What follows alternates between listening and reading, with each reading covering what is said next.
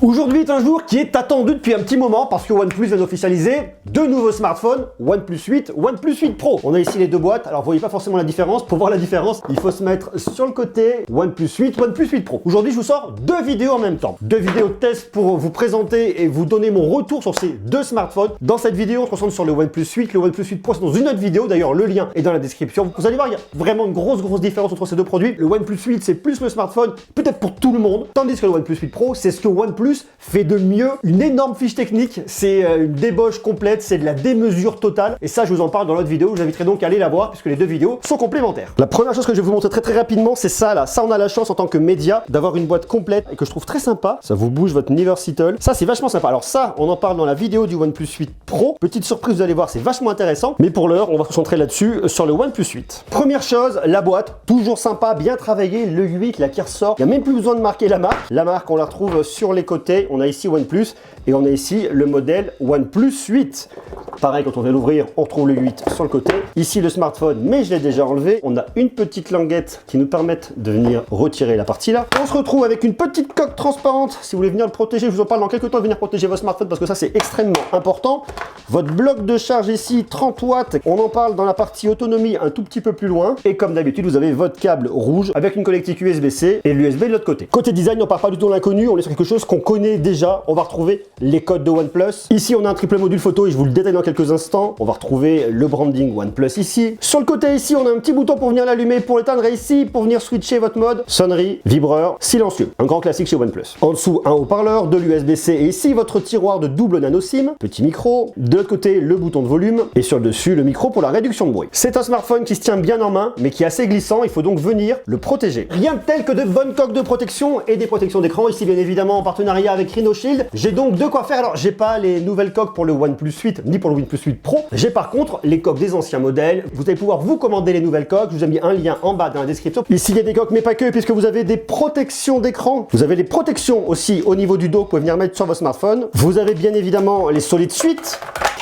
qui sont les coques de RhinoShield. Et si vous préférez, vous avez également les crash guards. Comme ça, vous protégez votre smartphone de tous les côtés et vous pouvez garder le dos visible. On a ici un écran bord à bord incurvé, de face, mais également de dos. Du Corning Gorilla Glass 5 à l'arrière, mais également à l'avant. Et surtout, la grosse nouveauté, au lieu d'avoir une petite goutte ici, vous retrouvez une caméra qui est planquée dans un poinçon. Un smartphone qui n'est pas extrêmement lourd, qui fait 180 grammes. Et on a ici un capteur d'empreinte digitale qui est extrêmement réactif et qui déverrouille très rapidement. Sur le OnePlus 8, le design, j'ai pas grand chose à dire dessus. Il est efficace, il marche bien. On reste dans ce que faisait OnePlus. On voit qu'il y a un petit déplacement au niveau de la caméra de selfie. Le poinçon est mieux intégré que la goutte. La prise en main est bonne. Donc sur toute la partie design, pour moi, ça me va bien. Le modèle que j'ai ici, moi, c'est le Onyx Black. On voit quelques marques, quelques traces de doigts. Je vous conseille quand même de venir le protéger pour éviter de l'oreiller. Mais on pourra le retrouver également en Glacier Green, qui est un bleu qui tire sur le vert. Et qui lui, par contre, a un effet mat. Ici, on a un écran de 6,5 pouces de diagonale. C'est un écran fluide AMOLED, fabriqué par Samsung. La résolution, c'est du Full HD+, 2400 par 1800 pixels à 402 pixels par pouce. On a un ratio 29e, donc assez allongé. Et surtout un écran qui occupe 92,16% de la face avant. Une dalle Samsung qui est très bien maîtrisée, qui est calibrée en vif, et moi je vous conseille de rester en vif. Vous pouvez aller à naturel, ça va le jaunir légèrement, ça va adoucir un petit peu, moi j'aime bien le côté vif. Après vous pouvez aller dans avancé, et là vous avez le choix. Soit vous restez dans la gamme de couleurs AMOLED, soit vous pouvez avoir du sRGB, ou alors du display P3. On a ici un écran avec un taux de rafraîchissement de 90 Hz. Vous pouvez aussi choisir 60 Hz si vous le souhaitez, vous allez économiser un peu plus la batterie. Par défaut, il faut que vous restiez en 90 Hz. 90 Hz, ça va consommer davantage, mais par contre il y a une sélection intelligente, donc en fonction de l'application dans laquelle vous allez vous situer, votre smartphone va moduler automatiquement entre 90 Hz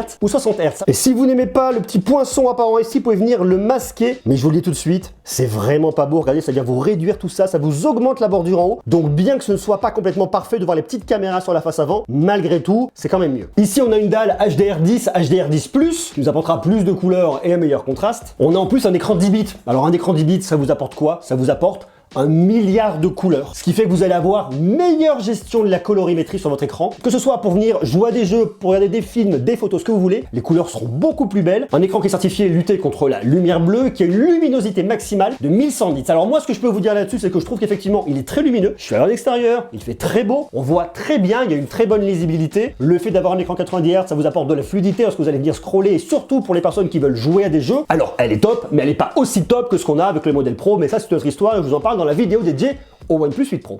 La partie multimédia est très bonne avec des haut-parleurs stéréo. Vous avez un haut-parleur là et vous utilisez le petit haut-parleur que vous avez là. Ça apporte vraiment de la spatialisation. Que vous regardez un film, écoutez de la musique, jouez à des jeux, ça c'est vraiment bien. On a ici un son Dolby Atmos. Vous pouvez le laisser en dynamique par défaut pour le laisser choisir intelligemment film qui va venir ouvrir et spatialiser davantage. Et vous avez également un pré-réglage musique. Personnellement, j'ai apprécié aussi écouter de la musique avec le réglage film qui est aussi vraiment adapté. Et si vous voulez utiliser un casque sans fil, vous pouvez le faire puisque vous avez là-dessus du Bluetooth 5.1. En plus de ça, vous avez les codecs aptX, aptX HD, LDAC et AAC. Donc en termes d'expérience musicale, vous avez vraiment de quoi faire. Personnellement, j'ai été vraiment satisfait par la partie multimédia, que ce soit l'écran qui est vraiment top, que ce soit la partie audio qui est très bien spatialisée.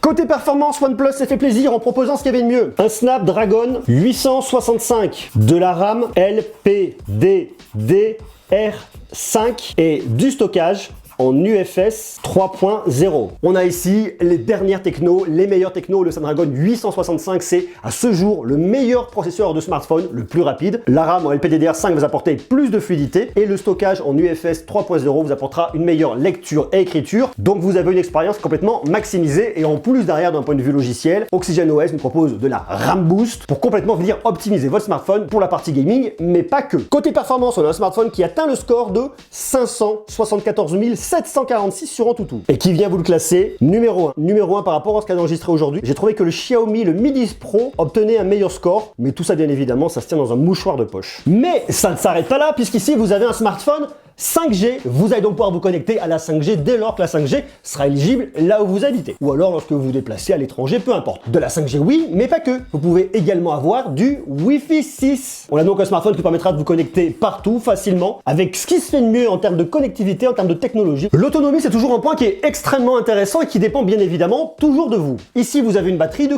4300 mAh. Si vous l'utilisez intensivement, vous tiendrez bien évidemment la journée. Si vous y allez avec un peu plus de souplesse, 1 jour et demi, et si vous êtes carrément tranquille, 2 jours. Mais surtout, le point très positif, c'est que vous avez de la Warp Charge 30T, ce qui vous permettra de le recharger de 0 à 50% en seulement 23 minutes. Ici, on tourne sur OxygenOS, qui est une des meilleures surcouches disponibles aujourd'hui sur le marché. OxygenOS 10, qui tourne sur un Android 10. Vous avez beaucoup de possibilités, et notamment en termes de personnalisation. Vous pouvez choisir, bien évidemment, termes prédéfinis, lumière d'illumination, ou alors carrément un thème sombre. Vous avez différents packs d'icônes. Vous pouvez choisir la forme de vos icônes, la couleur d'accentuation, la tonalité, bien évidemment les polices, les fonds d'écran, Horizon Light sur le côté, l'animation de l'empreinte digitale, l'horloge, et vous avez beaucoup d'options dans votre menu. On a ici un smartphone qui a un triple module photo. Tout en haut, vous allez avoir un ultra grand angle, c'est un 16 mégapixels qui ouvre à f2.2 et qui a un champ de vision de 116 degrés. Juste en dessous, c'est la caméra principale, c'est la 48 mégapixels, c'est une Sony MX586 qui ouvre à f1.75, stabilisation optique plus électronique et une taille de pixels qui fait 0,8 microns et qui vous permettra d'avoir un zoom numérique x2 et de sortir des photos de 12 mégapixels grâce à la technologie 4 pixels en 1. Et tout en dessous, vous avez une caméra macro de 2 mégapixels qui n'a absolument aucune stabilisation et qui ouvre à f 2.4. Un double flash LED qui est planqué juste en dessous, tandis qu'à l'avant vous avez une caméra de selfie de 16 mégapixels, c'est la Sony MX471 qui aura une stabilisation électronique qui ouvre à f 2.0. Point de vue logiciel, ça marche parfaitement bien, c'est très lisible, très simple. Vous voyez qu'ici vous êtes en mode 12 mégapixels, vous cliquez, paf, vous passez carrément en 48 mégapixels. Si vous voulez la macro, vous appuyez directement ici. Et si vous voulez passer sur l'ultra grand angle, il vous suffit d'appuyer ici et vous avez un petit bouton qui s'est rajouté, c'est le bouton paramètres. Vous venez cliquer là et vous avez accès à toutes vos options. Sur la partie vidéo, vous avez des options qui sont assez intéressantes. Vous pouvez filmer bien évidemment en 1080p à 30 ou à 60 images par seconde, en 4K à 30 et à 60 images par seconde, mais également de la 4K ciné 30 ou 60 images par seconde au format 21/9. Je sais pas si ça vous parle, le format 21/9, c'est un format qui est extrêmement allongé, c'est le format cinémascope, c'est le format du cinéma. Donc si vous avez envie de venir faire de la création avec votre smartphone, eh bien vous pouvez le faire en 4K, que ce soit au format 21/9 ou pas. Vous avez du super slow motion 480 images par seconde en 720p, du 240 images par seconde en 1080p, pourquoi pas, je suis pas sûr qu'on l'utilise beaucoup, du time-lapse en 4K à 30 images par seconde, mais également en 1080p à 30 images par seconde. Et vous avez une super stabilisation 1080p ou 4K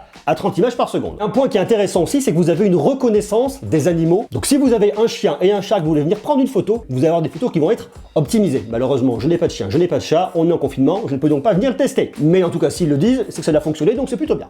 D'un point de vue purement et simplement configuration, ce que vous allez avoir sur votre 48 mégapixels, la Sony MX586, quelque chose qu'on connaît déjà, c'est un capteur qui fonctionne très bien, qui est maîtrisé, on l'a eu dans beaucoup de smartphones de l'année dernière, donc ici, rien de bien neuf. L'ultra grand angle, pareil, ça fonctionne, je vais vous montrer le résultat dans quelques instants, je parle vraiment uniquement, purement du choix qui a été fait par OnePlus là-dessus. Par contre, on vient de mettre une caméra ici macro de 2 mégapixels, il y a plusieurs constructeurs qui le font, personnellement, je suis pas particulièrement emballé, on va regarder les résultats dans quelques secondes. Pour ma part, voilà, ça c'est pas terrible, c'est un peu pétard mouillé, c'est vraiment aider de pouvoir se dire, on a un triple module photo ici, mais je trouve que 2 auraient été largement suffisants. Alors est-ce que ça aurait été un petit peu en dessous par rapport à ce qu'on peut retrouver à la concurrence à ce tarif-là, mais le 2 mégapixels pour moi, voilà. Mais je vais vous montrer les résultats, vous allez voir. Voici les photos du OnePlus 8. Alors ici on est sur le capteur principal. D'un point de vue d'ensemble, on a une colorimétrie que je trouve assez juste. On voit bien les nuages en haut, donc une bonne gestion de la plage dynamique. On voit bien les tailles sur les feuilles, rien n'est cramé. Les détails dans les zones un peu plus d'ombre fonctionnent aussi. Donc sur le capteur principal, ça marche parfaitement bien. On passe ensuite sur l'ultra grand angle. Le point qui est intéressant à regarder là-dessus, c'est la différence de colorimétrie entre l'ultra grand angle et le capteur principal.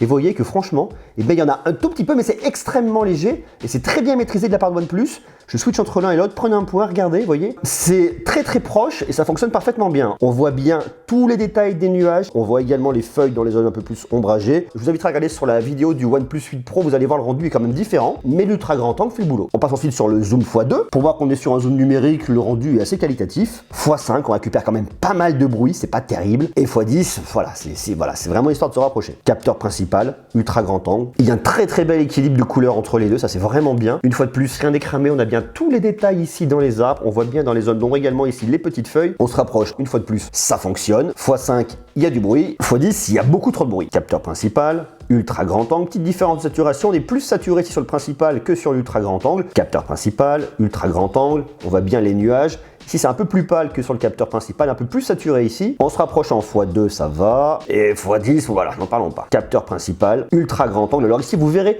je vous invite vraiment à venir voir la vidéo du OnePlus 8 Pro parce que c'est vraiment intéressant et c'est là-dessus, sur cette photo-là, qu'on voit vraiment la différence de l'ultra grand angle. J'ai fait exactement les mêmes photos au même endroit pour pouvoir venir comparer. Vous verrez que sur l'ultra grand angle du OnePlus 8 Pro, il y a quand même une différence. On se rapproche en x2 et le x10, voilà, ben, c'est complètement inexploitable. La question de la macro, toujours très très intéressante et sur les capteurs, avec très peu de mégapixels, c'est toujours pas terrible. Alors ici, effectivement, on peut se dire, tiens, on voit un petit peu les détails, mais vous avez du bruit de partout, c'est pas terrible. Je suis vraiment pas fan. On a une fleur qui est très très bruitée. Là, c'est pareil, regardez, là, au niveau de la tige, on perd tous les détails à cause du bruit. Alors cette photo-là, elle est bien parce que vous avez un vrai contraste entre le blanc, entre le violet, et vous verrez une fois de plus sur le test du OnePlus 8 Pro que c'est vraiment tout autre chose. C'est vraiment histoire de mettre un capteur pour avoir un capteur, mais voilà, moi, je suis vraiment pas convaincu. La caméra de selfie fait un boulot qui est quand même plutôt bon. Je sais pas ce qui arrive du côté du mode portrait, il m'a vraiment sursaturé. Le flou d'arrière-plan est pas mal, le découpage est pas mauvais. On peut également faire un mode portrait avec l'ultra grand angle. Le détourage est assez juste, la colorimétrie est bonne. Là ici, c'est un peu perdu, mais sinon dans l'ensemble, le résultat est assez correct. Je vais vous montrer les photos que j'ai faites en conditions de nuit. Voilà dans quelles conditions on était. J'ai pas mis de LUT dessus, j'ai pas mis de colorimétrie pour que vous voyez, c'est vraiment flat de chez flat. Et voilà les photos qu'on a obtenues. Là avec le capteur principal, c'est très bruité. La gestion du mode nuit est vraiment pas très bonne là-dessus. Et sur l'ultra grand angle, voilà, il n'y a rien à voir. Pour le coup, il fait nuit, il fait nuit. Il y a vraiment beaucoup de bruit et là, pour moi, le OnePlus 8 est pas du tout à la hauteur. Et pareil sur l'ultra grand angle, on voit absolument rien.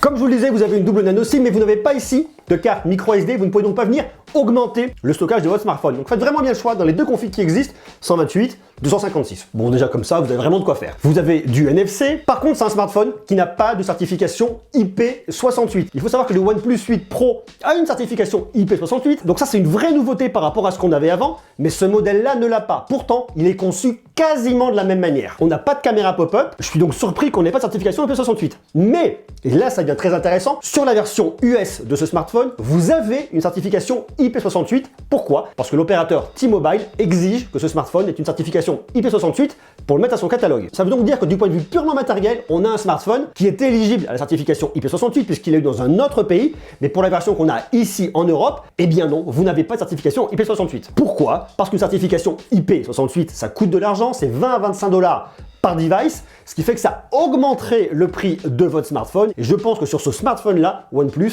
a vraiment voulu être compétitif. Alors justement, le tarif, puisqu'on en parle, laissez-moi prendre ma petite feuille, parce que c'est la chose que j'apprends jamais par cœur. On a donc deux configurations, 8 plus 128 Go de stockage, en version noire, c'est cette version-là, vous voyez, c'est celui-là que j'ai ici. Il coûte 699 €. Et vous avez une version 12 plus 256 qui est en glacier green, la version mat, qui est à 799 €. Un smartphone dispo à partir du 21 mai prochain. Dès qu'il sera dispo, je vous mettrai les liens en bas dans la description. Rapprochez-vous de moi, on reste dans l'intimité là. Ce qui est intéressant et ce qu'on voit là-dessus, c'est qu'on a les tarifs qui augmentent quand même. On n'est pas sur un smartphone en dessous de 500 €, on n'est pas sur un smartphone en dessous de 600 €, on est sur un smartphone un tout petit peu en dessous de 700 €. Il y a une augmentation de prix. Pourquoi? Parce que OnePlus n'a pas voulu vous léser en termes de spécifications techniques. On a le meilleur processeur, on a un très bon écran. Certes, on n'a pas de certification IP68, mais on a quelque chose qui marche vraiment bien. Et surtout, ce qui va vraiment augmenter la note, c'est la 5G. Vous avez un modem 5G qui coûte plus cher. Pour moi, ce smartphone, il peut être fait pour vous si vous voulez une très bonne expérience multimédia. Ce ne sera pas l'expérience optimale comme ce que vous allez avoir sur le OnePlus 8 Pro. Mais ça, je vous invite une fois de plus à venir voir le test du OnePlus 8 Pro, comme ça vous saurez tout. On a un très bon écran, l'aspect multimédia est vraiment excellent, l'aspect performance est très bon, l'autonomie est très bonne, la recharge est rapide, la photo est honnête sur le 48 mégapixels, l'ultra grand angle, why not, mais le reste, vous voyez, voilà, ça reste un petit peu en dessous. On peut pas tout avoir non plus. Si on veut avoir le must et le meilleur modèle de OnePlus, il faut aller sur le OnePlus 8 Pro, ça c'est une autre histoire, ça coûte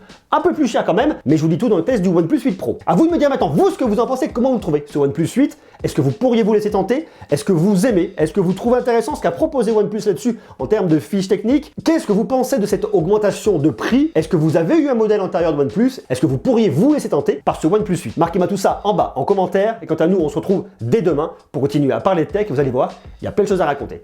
Des bisous de l'amour, à demain, ciao.